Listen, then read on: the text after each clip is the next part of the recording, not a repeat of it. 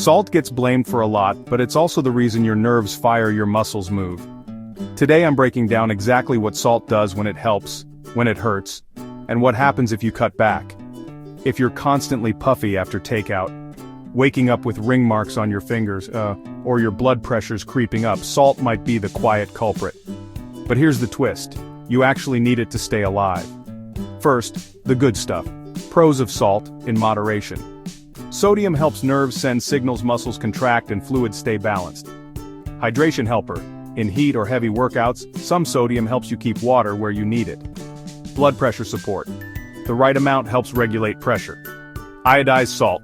Tiny iodine boost supports your thyroid and prevents goiter. Flavor. It makes food pop, so you'll actually enjoy a balanced diet. Now the cons: what happens when salt piles up? Blood pressure climbs, raising heart disease and stroke risk. Kidneys take a beating trying to clear the excess. Water hangs on, bloating, puffiness, and swelling. Calcium loss increases, which can weaken bones over time.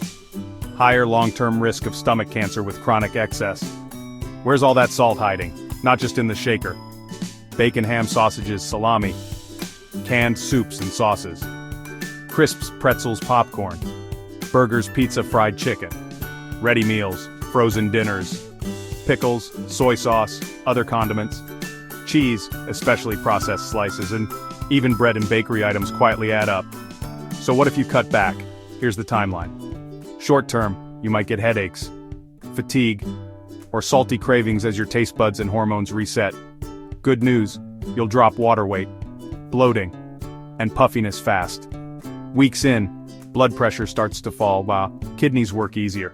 Skin looks a bit clearer. Swelling fades. Long term, lower risk of heart attack, lower risk of stroke, stronger bones with less calcium loss, and overall better cardiovascular and kidney health. How much is less? Aim for under 6 grams of salt per day, about 1 teaspoon total from all foods.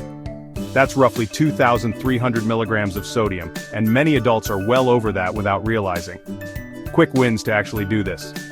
Taste first, then salt. Your palate adapts in 2-3 weeks. Check labels. Compare per 100 g sodium and pick the lower one. Swap in whole foods, fresh meats, fruits, veggies, beans, yogurt, unsalted nuts. Rinse canned beans and veggies to wash off extra sodium. Flavor with acids and aromatics, lemon, vinegar, garlic, herbs, chili. Watch condiments, soy sauce, ketchup, hot sauce. Use smaller splashes or low sodium versions.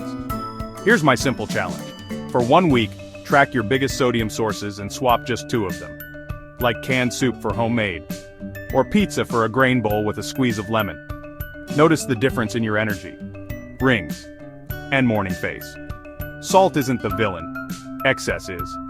Use it with intention and let your food and your blood pressure thank you. Key tip to remember: under 6 grams of salt a day, focus on fresh foods, and read those labels.